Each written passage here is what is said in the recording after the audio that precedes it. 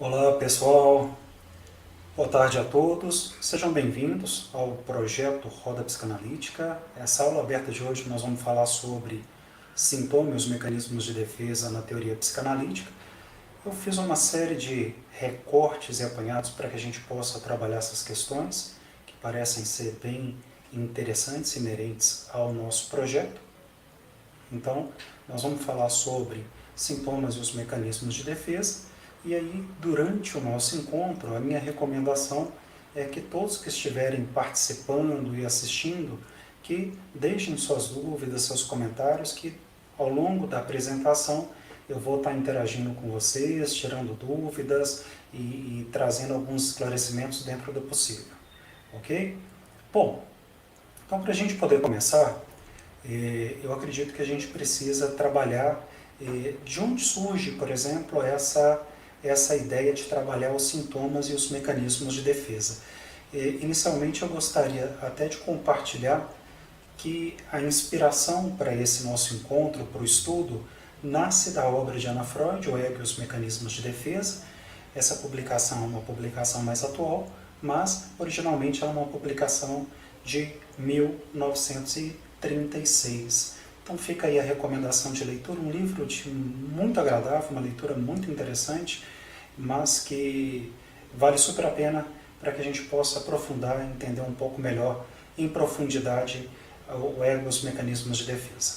Bom, para começar, nós precisamos pensar um pouco na ideia dos sintomas, né? O que é essa história de sintomas, o que isso representa para nós, como é que se dá a formação dos sintomas e, naturalmente, a gente vai falar desse desdobramento que é dos sintomas aos mecanismos de defesa, ou às medidas defensivas, ou como nós também podemos comumente chamar de métodos de defesa.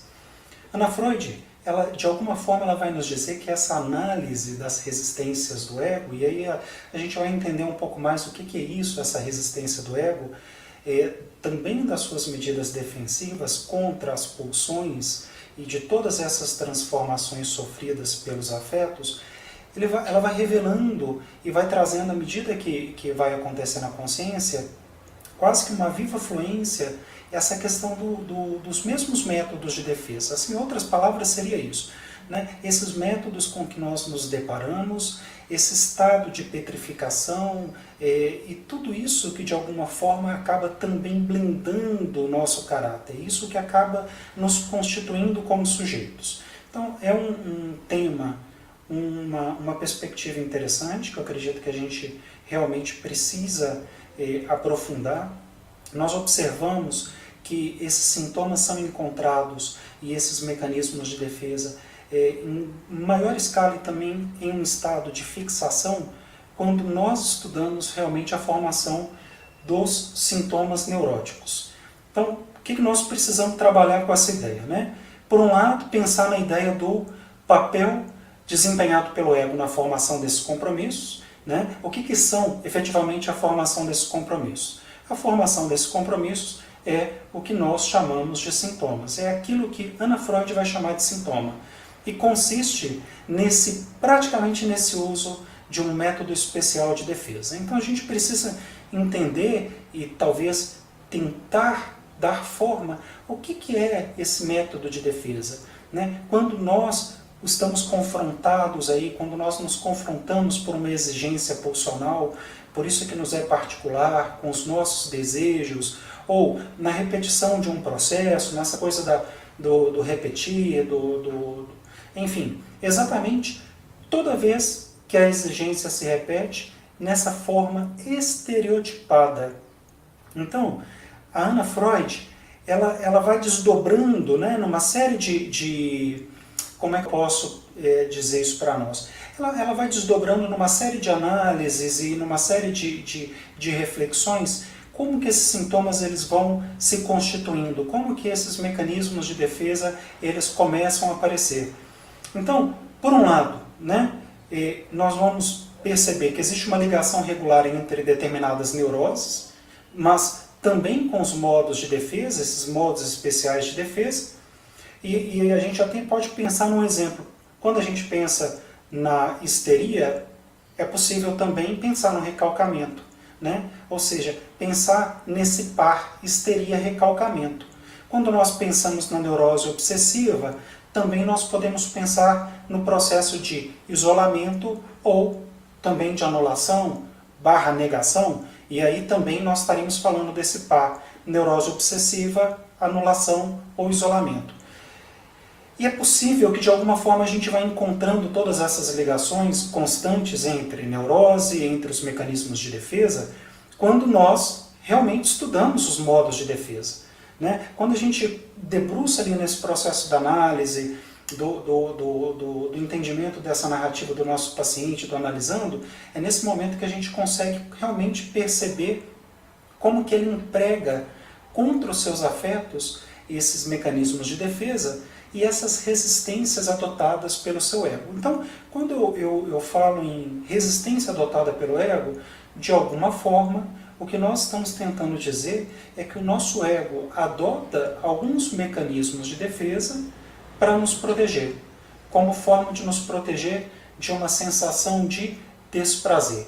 Um pouco mais na obra de Ana Freud, nós vamos trabalhar um pouco essa noção do prazer, desprazer. Ela inclusive resgata bastante isso, inclusive na obra do próprio Freud, mas o que nós precisamos, em essência, ir trabalhando e refletindo sobre a formação de sintomas, é que, pensando na atitude de algum indivíduo, desse sujeito, do analisando, né, quando ele olha aí para essas questões que são pessoais, para a sua própria narrativa, para a sua própria história, quando por meio da livre associação, durante a análise, a maneira como ele se entrega a si próprio, como ele domina as exigências das suas pulsões, ou a forma como ele vai, né, rechaçando ali os afetos indesejáveis, é isso que vai, de alguma forma, nos permitir, é isso que vai nos habilitar a deduzir a natureza e a formação de sintomas. Então, o estudo e o aprofundamento do ego e os mecanismos de defesa também nos ajudam a perceber que, além da ideia do estudo do inconsciente, também é muito importante não só o estudo do id, porque existe um entendimento de que o psicanalista ele deveria estudar só o inconsciente, né? Vamos falar assim, essa instância psíquica, lembrando ali das tópicas freudianas que nós chamamos de id. Mas a Ana vai nos dizer exatamente algo que faz muito sentido, porque também no nosso ego, também nessa instância que está em contato constante com a realidade, é possível que nós tenhamos alguns processos inconscientes. E por isso ela vai dizer que também para o analista é muito importante essa preparação, esse entendimento e esse conhecimento de como que nós funcionamos, como que nós empregamos determinados mecanismos de defesa para nos proteger dessa sensação de desprazer, de repetir algo que nos causa uma angústia, de tudo isso que de alguma forma pode nos causar algum tipo de angústia ou de sofrimento.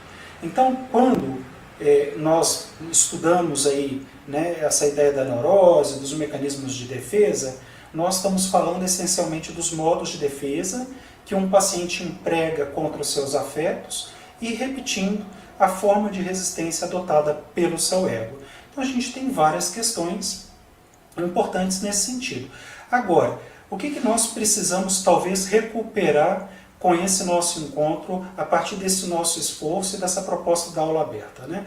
É a importância de realmente estudar e aprofundar e entender cada um desses mecanismos de defesa, como que eles se formam, como que essa dinâmica é estabelecida, e a gente vai aprender muitas coisas. É possível que a gente não consiga desenvolver tudo isso no nosso encontro de hoje, mas naturalmente a gente vai ter outras oportunidades para que a gente possa retomar esse assunto e a gente possa de alguma forma continuar debatendo sobre o ego e os mecanismos de defesa. No entanto, eu acho que a gente precisa voltar nessa ideia da formação dos sintomas, já que esse estudo é o que realmente nos habilita a inferir, né, a estrutura das resistências, a defesa contra as pulsões e essa coisa da defesa contra os afetos.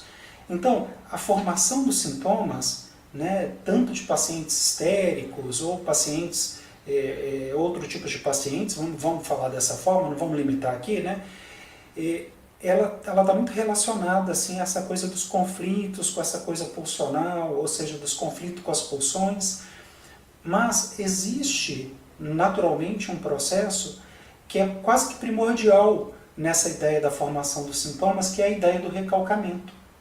Então, nós vamos pensar o seguinte, que olhando para a ideia do recalcamento, nós podemos perceber que quando nós recalcamos algo, nós estamos excluindo da consciência os representantes ideativos dos nossos impulsos sexuais. De alguma forma, pensando, fazendo essa conexão, né, com os pacientes histéricos, porque a gente pode, talvez nesse sentido a gente pode dizer que as pulsões de um paciente histérico são muito mais pulsões no sentido dos impulsos sexuais ou pulsões sexuais, né, ou essa coisa do eros, por exemplo, nós podemos então reforçar essa ideia de que ao recalcar nós estamos excluindo da consciência esses representantes ideativos, né? Esse desejo não satisfeito, esse desejo não atendido. Então, quando nós voltamos aí para essa ideia central que tem a ver com os sintomas, nós precisamos pensar, por um lado, na forma que a resistência acontece em relação à livre associação, né? Porque o que acontece? A gente está ali durante a análise, durante a terapia, em livre associação, e é possível que apareçam algumas resistências. Então, essas resistências, elas falam muito também sobre como nós funcionamos quando nós empregamos esses mecanismos de defesa. Então, as associações que colocam o ego na defensiva, elas acabam sendo simplesmente rejeitadas. Tudo que o paciente sente acaba sendo praticamente um vazio na consciência. Então, quando eu penso nessa outra situação que acontece no setting, do paciente, do analisando ficar bem silencioso, né, ter dificuldade de falar, o que a gente está, de alguma forma, tentando corroborar? Que essa interrupção que teve lugar nos processos pulsionais, durante a formação dos sintomas, ocorre também no fluxo das suas associações. Ou seja, ele também, de alguma forma, projeta no setting analítico, nessa relação terapêutica, nessa relação com o analista, essa impossibilidade ou essa interrupção do falar. Bom, também, né, a gente falou por um lado, que a gente está olhando aí, essa forma de resistência à livre associação e essa analogia que a gente faz com ela, olhando para a ideia do paciente silencioso, mas eu acho que a gente também precisa olhar para a ideia da interpretação do conteúdo de angústia. Então, quando nós realmente pensamos na interpretação, nós sabemos o quanto o processo interpretativo ele é essencial na clínica psicanalítica, o quanto o processo interpretativo ele configura o nosso próprio fazer, a nossa própria relação nessa construção desse paraanalítico. Então, mesmo quando podia ser corretamente inferido de outras comunicações, né, nós não poderíamos apresentar resultados enquanto toda e qualquer abordagem do afeto apenas senda para intensificar a reação defensiva do paciente. Então, observem essa fala de Ana Freud. Isso é super importante.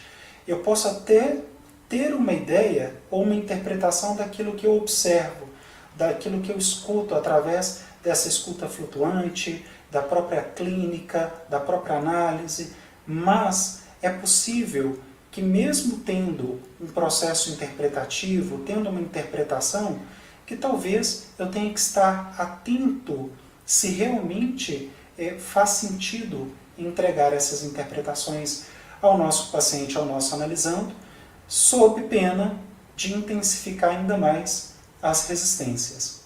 Então, em essência, nós vamos dizer que a análise da resistência vai nos habilitar, vai nos permitir inferir a sua atitude perante as suas pulsões, mas também a natureza dessa formação dos sintomas, como eu já disse antes.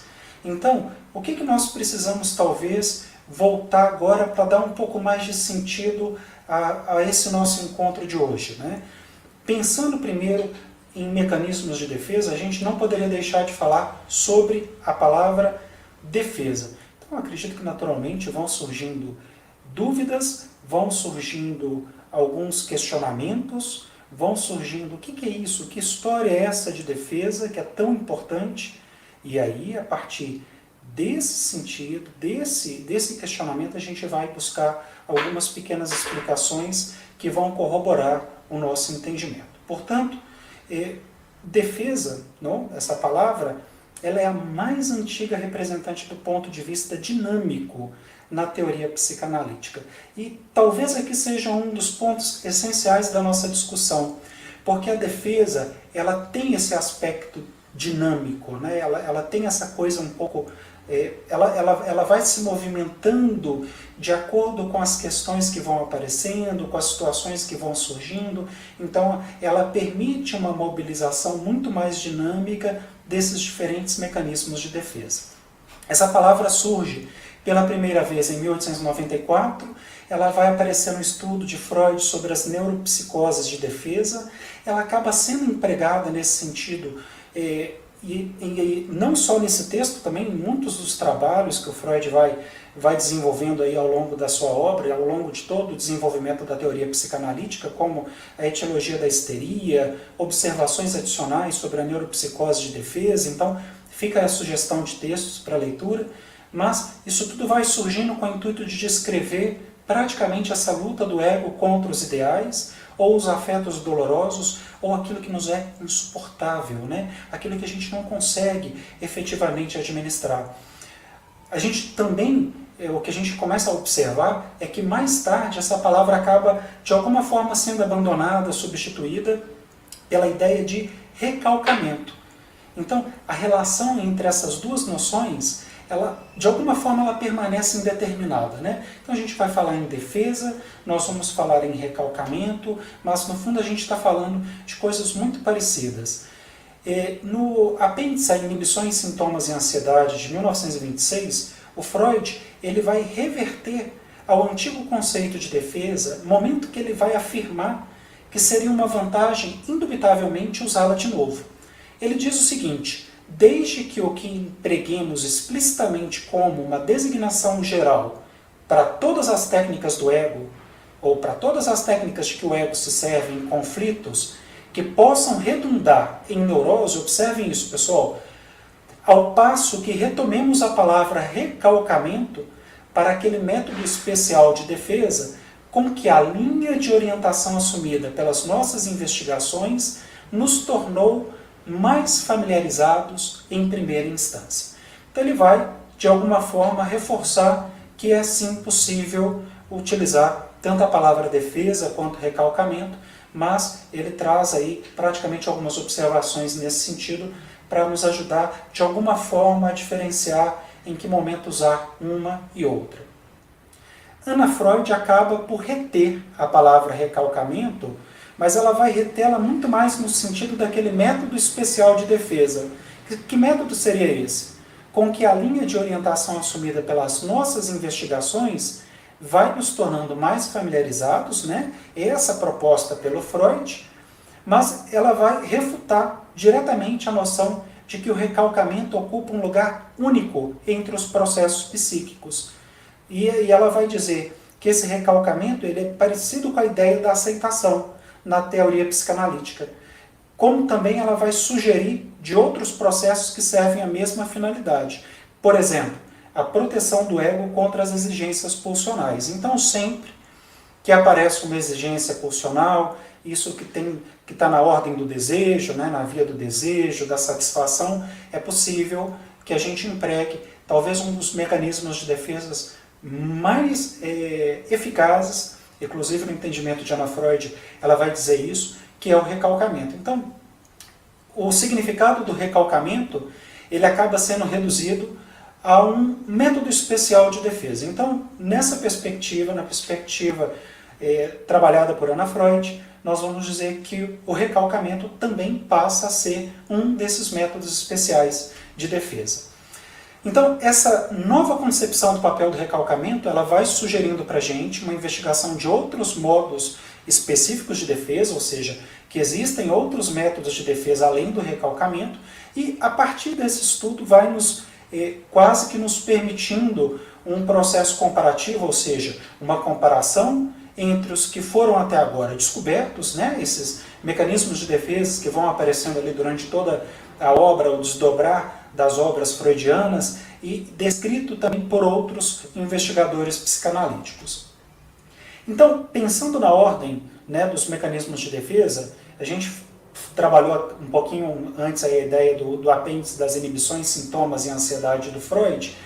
O que a gente pode também observar é que esse estudo traz essa conjectura que, de alguma forma, vai nos aludir a essa ideia das novas investigações. Elas nos permitem, talvez seja essa a ideia central, demonstrar a existência de uma ligação íntima entre formas especiais de defesa e outras formas determinadas, por exemplo, de doenças, etc. Então, é interessante porque esse apêndice do Freud, ele nos permite, então, estabelecer essa distinção entre defesas e doenças, ou entre defesas e patologias, e entender como diferenciá-las realmente. Como até o clássico exemplo que eu acabei dando um pouco antes, que era aquele par recalcamento e histeria. Então, vamos continuar trabalhando nessa ideia dos pares, né? A regressão e a alteração reativa do ego, ou a gente chama também de formação reativa, e por outro lado a gente também pode falar de um outro par, que é o isolamento e essa ideia do desfazer do que foi feito.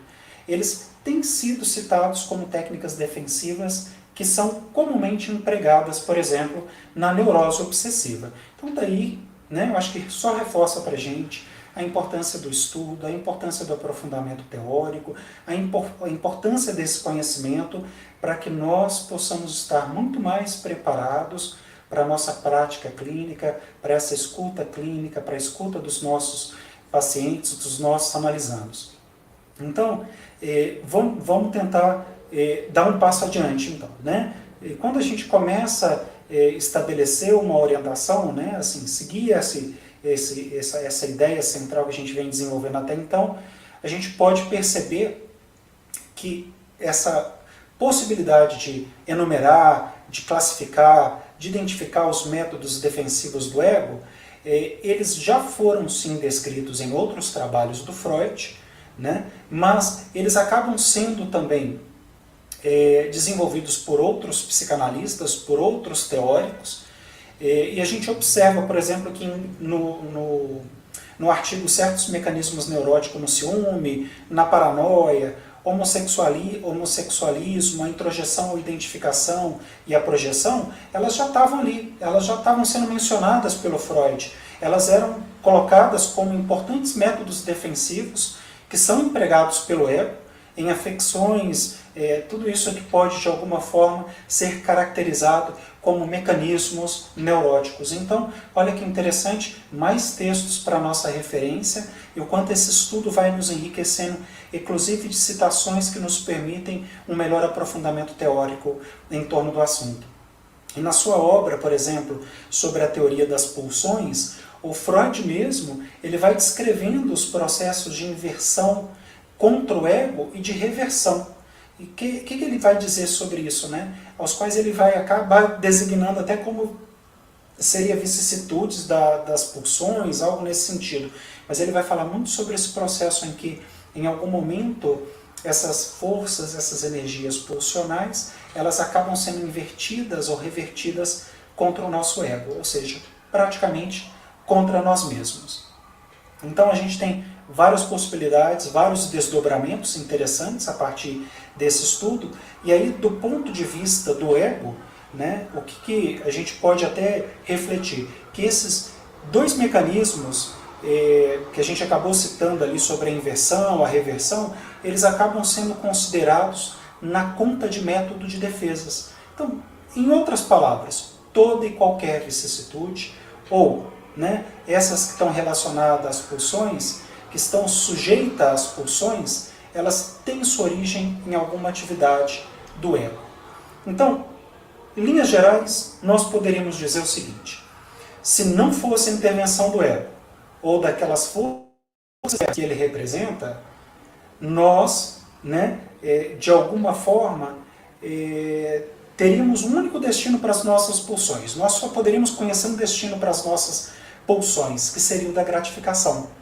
Então, o que os mecanismos de defesa acabam fazendo nesse sentido? Né? Estabelecendo de alguma forma alguns tipos de resistência a essas gratificações das nossas pulsões, a essa satisfação. Então, a Ana vai dizer que existem praticamente, ela cita no início 9 métodos defensivos aí, né? 9 métodos de defesa, mas depois ela acaba trazendo também um 10º método. Eu vou até compartilhar com vocês um pouco desse esboço. Então, praticamente seria isso, né? 9 métodos que são muito conhecidos na prática, que foram bem descritos, exaustivamente descritos nos trabalhos teóricos da psicanálise, e nós poderíamos citar, então, nesse sentido, me permitam compartilhar com vocês, nós poderíamos citar, então, a regressão, o recalcamento, a formação reativa, o isolamento, anulação, projeção, introjeção, inversão contra o ego e reversão.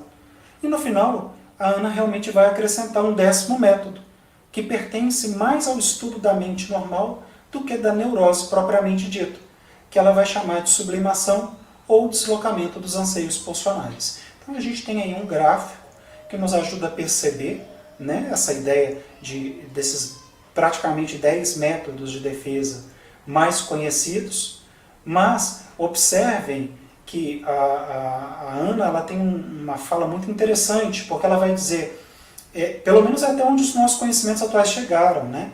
Então ela fala que até onde chegou, realmente existem esses 10 métodos diferentes em seus conflitos com os representantes pulsionais e os afetos. Mas ela deixa para nós uma reflexão e uma proposta, talvez um legado, que ela diz o seguinte: a tarefa que compete ao analista praticante descobrir até que ponto esses métodos provam ser eficazes no processo de resistência do ego e da formação de sintomas que ele tem a oportunidade de observar nos indivíduos, inclusive também de produzir mais conhecimento em torno disso, de ajudar na produção e no enriquecimento da teoria psicanalítica. Então, em linhas gerais, como que nós podemos, então, né, refletir sobre esse assunto? A diferença reside que, se o ego empregar o recalcamento, a formação de sintomas alivia-o da tarefa de dominar os seus conflitos. Por isso ela vai dizer que talvez o recalcamento seja um dos mecanismos de defesa, esses mecanismos especiais de defesa, mais eficazes. Ao passo que empregar outros métodos defensivos terá ainda de haver-se com outros problemas. Na perspectiva da Ana Freud, né, ela vai dizer o seguinte: o uso do recalcamento, que é um pouco distinto de outros métodos defensivos, ele é menos comum do que uma combinação de 2 ou mais técnicas, por exemplo, defensivas que um indivíduo pode adotar. Mas ela vai trazer alguns complementos dessa reflexão, no sentido que o recalcamento ele pode ser incluído no conceito genérico de defesa e pode ser colocado a par de outros métodos específicos, ou seja, ele também pode, né, ser combinado com outros métodos de defesa. Mas, pensando do ponto de vista da eficácia, ele realmente vai ocupar uma posição ímpar em comparação ao restante dos mecanismos de defesa. Em termos de quantidade, ele acaba realmente tendo muito mais eficácia, ele realiza mais do que os demais métodos, porque ele vai ter essa capacidade de dominar essas poderosas moções pulsionais, né? Ele consegue, de alguma forma, dominar isso, mas, em face das outras medidas defensivas, elas não quer dizer que elas não são eficazes, elas são também bastante eficazes, muito pelo contrário, né? Mas talvez a ressalva venha no sentido de que, quando se pensa na ideia do recalcamento, a gente também tem que falar um pouco sobre a ideia do contra-investimento, que é esse contra-investimento constante, isso que a gente tem que estar o tempo todo trabalhando, lutando para garantir o recalcamento. Né? Isso que exige praticamente um dispêndio muito grande de energia para que não tenha esse retorno do recalcado. Vamos trabalhar dessa forma. Então, os outros mecanismos, pelo contrário, eles acabam tendo essa característica de ser repetidos em diversas situações. Então, sempre que eu verifico que existe um acesso dessa energia pulsional, eu coloco um outro mecanismo a postos. Então, é quase que algo mais reativo, né? É quase que algo que nós adotamos como uma formação de caráter. Eu não gosto de fixar essa ideia, mas mais ou menos seria isso, em que diante de uma situação angustiante, desprazerosa, automaticamente a gente vai colocando esses mecanismos em ação para que eles nos defendam. E a gente vai combinando um ou mais mecanismos de defesa para que essas manifestações pulsionais não afetem ou não cheguem até o nosso ego. Então o recalcamento não é apenas o mecanismo mais eficaz, talvez seja também o mais perigoso. Porque, por um lado, a gente também tem que pensar que esse processo pode acarretar de alguma forma a dissociação do ego. Ou seja, ele pode, de alguma forma, retirar da consciência todos esses vestígios da vida pulsional e afetiva, mas ele também pode destruir a integridade da personalidade desse sujeito. Então, o recalcamento passa a ser a base da formação de compromisso e da neurose. Então, em outras palavras, o recalcamento daria lugar, né, em outras palavras, aí, a esses sintomas e aos sintomas neuróticos. Enfim. Então, pensando na consequência dos outros métodos defensivos, a gente percebe que não são menos sérios, são tão sérios quanto.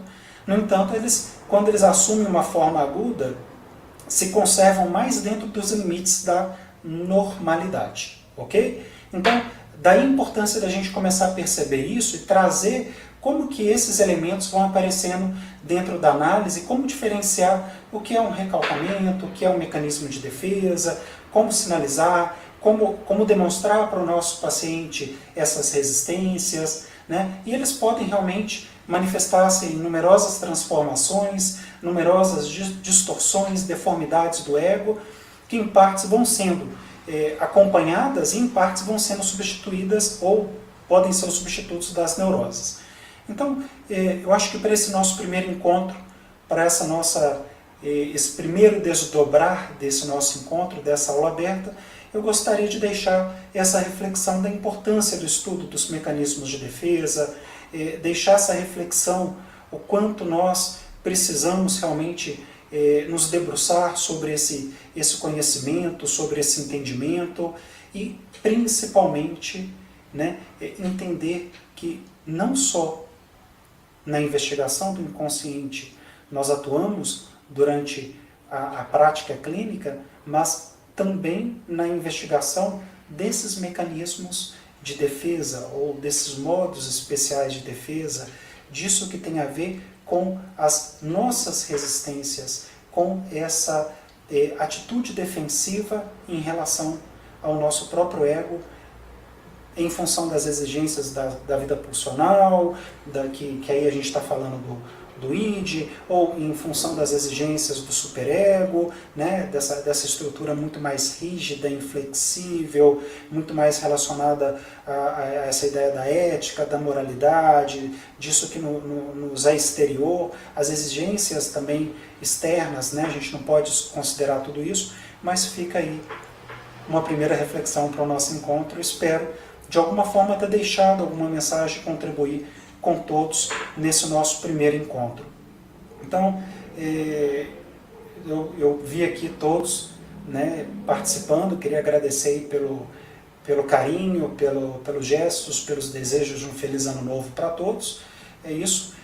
Gostaria de agradecer a presença de todos e a gente vai se encontrar mais vezes para continuar desdobrando um pouco mais essa ideia do ego e dos mecanismos de defesa, em que a gente vai falar um pouco sobre a estrutura do superego, vamos falar um pouco mais sobre algumas abordagens que o Freud traz pós-publicação desse trabalho da Ana Freud, e acredito que essas aulas, esses encontros abertos vão ser muito enriquecedores.